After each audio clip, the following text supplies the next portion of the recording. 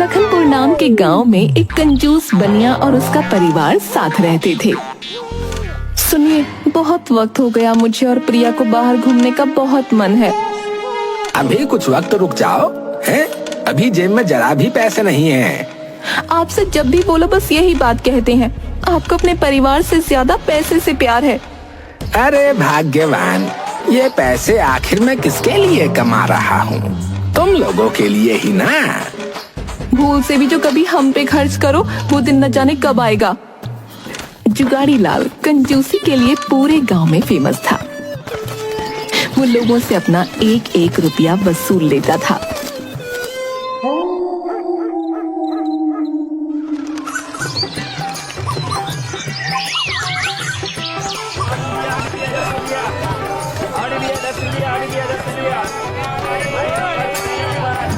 अरे जुगाड़ी लाल भैया, आप फिर चले आए मेरी दुकान पर। मंदिर के बाहर और कोई ईमानदार फूल वाला बैठता नहीं। लौट फिर के तुम्हारे पास आना पड़ता है। हाँ हाँ कंजूस राम, पूरे मंदिर के बाहर कोई फूल माला तो देता नहीं तुझे, मुझे मस्का तो लगाएगा ही। अरे क्या हुआ? आज तो 10 रुपए देने हैं आपको। 5 आपके कल के रह गए थे और 5 आज के। पर मेरी जेब में तो 5 रुपए ही पड़े हैं। आज तो इसी से काम चला लो।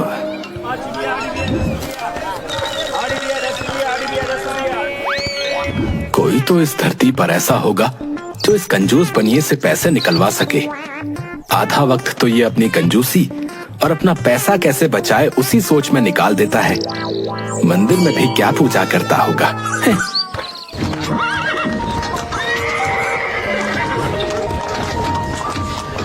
समय गुजरता है और जुगाड़ी लाल की लड़की प्रिया अब स्कूल जाने जितनी बड़ी हो चुकी थी। सुनिए, प्रिया बड़ी हो रही है, उसका किसी अच्छे स्कूल में दाखिला कराना होगा। अच्छे स्कूल में मतलब? हमारे घर के पास सरकारी स्कूल है तो हमारी बेटी वहीं पढ़ेगी। आप जानते हैं आपकी बेटी का सपना क्या है, वो क्या करना चाहती है? सरकारी स्कूल में पढ़ने वाले बच्चों के क्या सपने नहीं होते? आपकी इकलौती लड़की है, उसे महंगे ना सही पर कम से कम इंग्लिश मीडियम स्कूल में तो पढ़ाओ। आपको अपनी बेटी का फ्यूचर समझ नहीं आता क्या? उसे डॉक्टर बनना है। पता है, साथ के शर्मा जी का लड़का सरकारी स्कूल में पढ़कर इंजीनियर बना है। इंजीनियर। हमारे ललन चचा, उनकी लड़की, वो तो आईएएस की तैयारी कर रही है। अरे मैं क्या करूंगी इन लोगों के बारे में जानकर? ये समझ पाओगी कि सरकारी स्कूल में पढ़ना भी कोई गलत नहीं होता। मैंने आपसे ये कहा ही नहीं कि सरकारी स्कूल में पढ़ना गलत है। आप बस अपनी लड़की का एडमिशन किसी अच्छे स्कूल में करवाइए। प्रिया को सरकारी स्कूल में ही पढ़ाना होगा। मैं किसी और स्कूल में उसका एडमिशन नहीं कराने वाला हूँ। ना चाहते हुए भी मीना को अपनी बेटी का सरकारी स्कूल में दाखिला करवाना पड़ता है।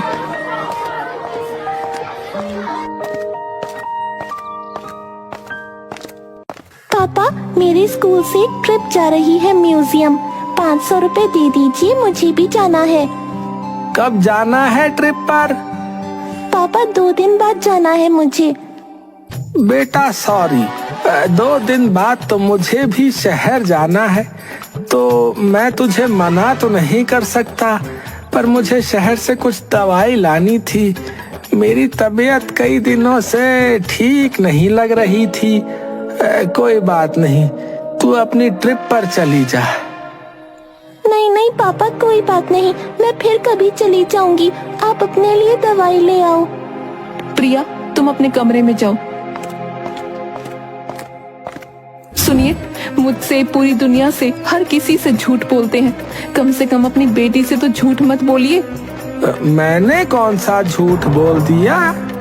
पैसे नहीं देने हैं, ट्रिप पर घूमने नहीं भेजना है तो साफ मना कर दीजिए। हर बार उसे आशा में क्यों रखते हैं? हाँ हाँ, मना करके उसकी नजरों में मैं एक बुरा बाप बन जाऊं, यही चाहती हो ना तुम? आपकी ये कंजूसी एक दिन आपको और इस परिवार को ले डूबेगी। यमराज और चित्रगुप्त जुगाड़ी लाल की कंजूसी देखकर हैरान थे। चित्रगुप्त, आखिर ये किस तरह का इंसान है? इसमें ना तो कोई भावना है, ना किसी के लिए प्यार है। इससे बड़ा कंजूस तो मैंने आज तक नहीं देखा। यमराज जी, आपने तो ये भी नहीं देखा कि ये मंदिरों में भी फूल माला खरीदने वालों से कैसे फूल मालाएं खरीदता है। चित्रगुप्त जी, क्या कहना चाहते हैं आप? साफ साफ कहें। कल मैं मंदिर के बाहर खड़ा होकर इसे देख रहा था। इसने एक बगीचे में से कुछ फूल तोड़े और फूल वाले को 2 रुपए देकर कहता है कि इसकी माला बना दो। फूल तो मैं लाया हूँ, पैसे किस बात के, बस 2 रुपए बहुत हैं। चित्रगुप्त जी, हमें इसको सबक सिखाने के लिए धरती पर जाना ही होगा। वक्त गुजरता है। मीना की लड़की प्रिया अब बड़ी हो चुकी थी। उसे MBBS करने के लिए अब एक कॉलेज में दाखिला करवाना था।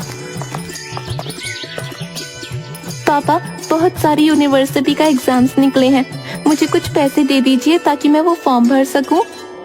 बेटा, मैंने पास के शहर में तेरे लिए एक कॉलेज देख लिया है। मैं तेरा दाखिला उसी में करा दूंगा। अच्छा पापा, अच्छे कॉलेज में पढ़ूंगी तो अच्छी डॉक्टर बनूंगी। कॉलेज अच्छा होने से कुछ नहीं होता बेटा, पढ़ाई में मन लगाने से अच्छे डॉक्टर बनते हैं। हाँ सुनिए, कम से कम अब तो हमारी बात सुन लीजिए। कहीं ऐसा ना हो कि बहुत देर हो जाए। मेरी बेटी पास के शहर में रहकर डॉक्टरी की पढ़ाई करेगी और मुझे उम्मीद है कि वो अच्छी डॉक्टर बन के ही आएगी। मुझे और कुछ नहीं सुनना। हाँ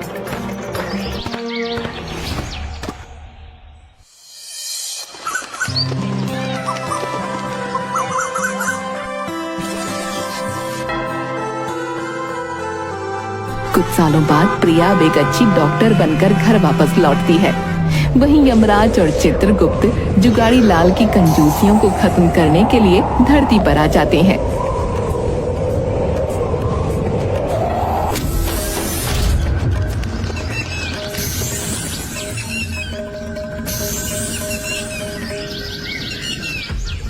चित्रगुप्त जी, इस इंसान को कुछ इस तरह से सबक सिखाइए कि इसकी कंजूसी खत्म हो जाए। प्रभु, सबको अपनी जान प्यारी होती है, इसे तो बहुत ज्यादा होगी। क्यों ना इसे बीमार कर दूं? अगर आपकी बीमारी से इसके दिमाग का इलाज हो सके और ये कंजूसी छोड़ सके तो जो भी आपको सही लगता है आप करें चित्रगुप्त। कुछ दिन खुशी के बीतने के बाद अचानक से जुगाड़ी लाल बेहोश होकर जमीन पर गिर पड़ता है। बेटा प्रिया, जल्दी करो, एम्बुलेंस बुलाओ, जल्दी पास के हॉस्पिटल चलते हैं। माँ, परेशान मत हो, मैंने एम्बुलेंस को कॉल कर दिया है, जल्दी ही आने वाली होगी।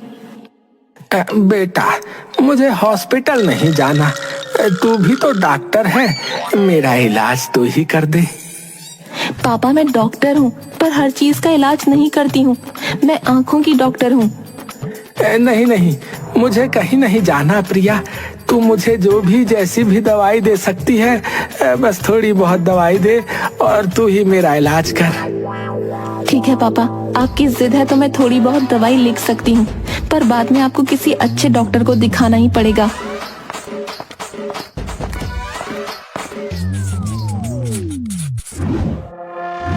जुगाड़ी लाल अपनी बेटी से ही कुछ दवाई लेकर खड़ा हो जाता है। यमराज और चित्रगुप्त देखकर हैरान रह जाते हैं, पर 2-3 दिन की दवाई खाकर जुगाड़ी लाल को लकवा मार जाता है। जुगाड़ी लाल, अब तुम्हारी इस धरती को अलविदा कहने की बारी है। अब तुम इस धरती पर और नहीं रह सकते।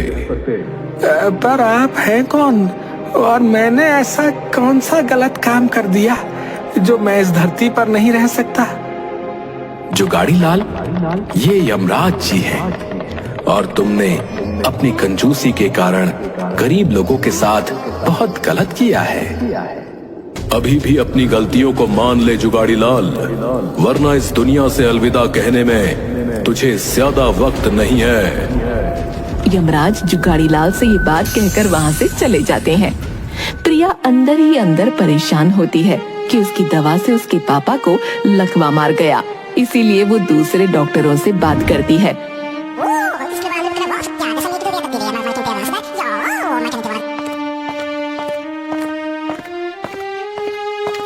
प्रिया, तू मेरे ये सोने के कंगन बेच दे। तेरे पापा मर भी जाएंगे ना, तब भी नहीं बताएंगे कि पैसा कहाँ रखा है। माँ, कैसी बातें करती हो? मैं तुम्हारे कंगन कैसे बेच सकती हूँ? तुम्हें तो पता होगा पापा पैसे कहाँ रखते हैं। नहीं बेटा, पैसों के बारे में तो ना आज तक तेरे पापा ने मुझे कभी कुछ बताया है, ना ही मैंने उनसे कभी कुछ पूछा। ठीक है माँ, पापा को सही करने के लिए कुछ ना कुछ तो करना ही पड़ेगा। यमराज और चित्रगुप्त अपने इस प्लान में कामयाब नहीं हो पाते। चित्रगुप्त जी, आखिर वो किस तरह का इंसान है? उसे खुद की जान की भी परवाह नहीं। यमराज प्रभु, आप परेशान ना हो। हम धरती पर आए हैं तो इसे किसी ना किसी तरह सबक सिखाकर ही जाएंगे।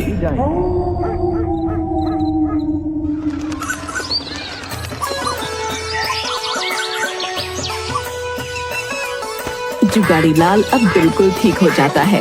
प्रिया भी अब अपने क्लिनिक को चलाने लगती है। डॉक्टर, कई दिनों से मुझे कुछ धुंधला धुंधला नजर आ रहा है। मेरी आंखों में दिक्कत हो रही है।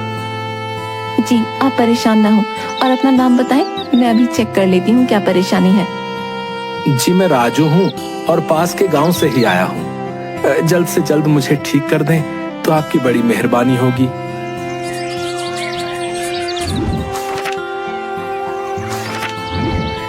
मैंने कुछ दवाएं लिख दी हैं, आंखों में डालने के लिए ड्रॉप भी लिख दिया है।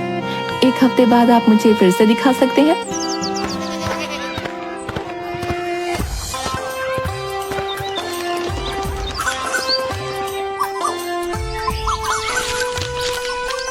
एक हफ्ते बाद राजू प्रिया के क्लिनिक पर आकर शोर मचाने लगता है और लोगों को इकट्ठा कर लेता है। हे भगवान, ये डॉक्टर नहीं हैवान है। इस डॉक्टर ने मुझे अंधा कर दिया। अरे राजू, आप इस तरह से मत करिए। आइए मैं देखती हूँ क्या दिक्कत है। मैं अंधा हूँ, पागल नहीं। अंधा भी आपकी वजह से बन गया। आज से 1 हफ्ते पहले मुझे कम से कम कुछ दिखाई तो दे रहा था। आप जैसे डॉक्टर की वजह से मैं अंधा हो गया। कुछ नहीं आता आपको। पर मैंने तो अपने डॉक्टर की पढ़ाई में यही पढ़ा है, मैं गलत दवा क्यों दूंगी? राजू जोर जोर से हल्ला करता है। तभी कुछ अच्छे हॉस्पिटल के सर्टिफाइड डॉक्टर वहाँ आते हैं। यश, सोनल और सिमरन तीनों एक दूसरे से बात करते हैं। प्रिया, हम तीनों डॉक्टर्स देख पा रहे हैं आपने इन्हें दवाई गलत तो नहीं दी है, पर शायद उनकी बात सही से सुनी नहीं है। तो इतना सब कुछ कैसे हो गया? मैंने तो अपनी डॉक्टरी में यही पढ़ा था। आपसे गलती तो हुई है प्रिया जी। मरीज को धुंधला दिख रहा था, आपको एंटीबायोटिक के साथ दवाई देनी थी। मैं मानती हूँ मुझसे गलती हुई है और इस गलती का हर्जाना भरने के लिए भी तैयार हूँ। मुझे माफ कर दीजिए। प्रिया, तुम एक डॉक्टर हो और तुम्हें भी पता है कि तुम्हारी इस गलती की वजह से तुम्हारी डॉक्टरी की डिग्री जब्त करनी पड़ेगी और तुम्हें कुछ हर्जाना भी देना पड़ेगा। तभी वहाँ पुलिस भी आ जाती है। डॉक्टर मैडम, हर्जाना तो थाने जाकर भरेंगी आप। राजू ने आपके खिलाफ कंप्लेंट भी लिखवाई है। मुझे माफ कर दीजिए, मेरा फ्यूचर खराब हो जाएगा। अरे भरो इस लड़की को जीप में और चलो थाने।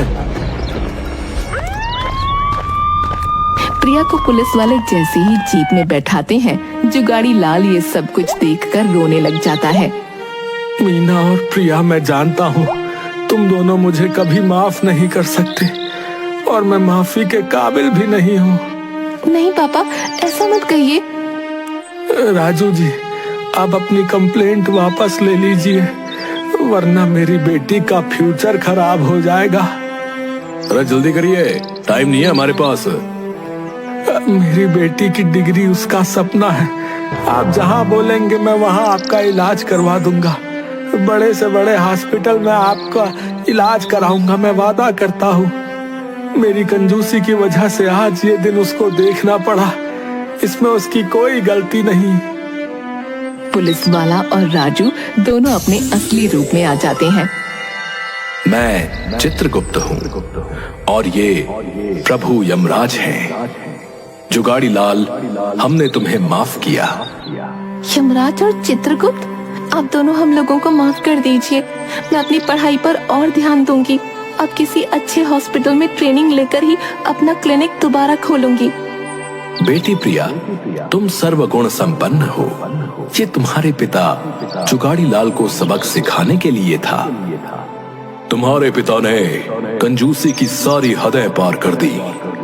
हर जगह कंजूसी अच्छी नहीं होती।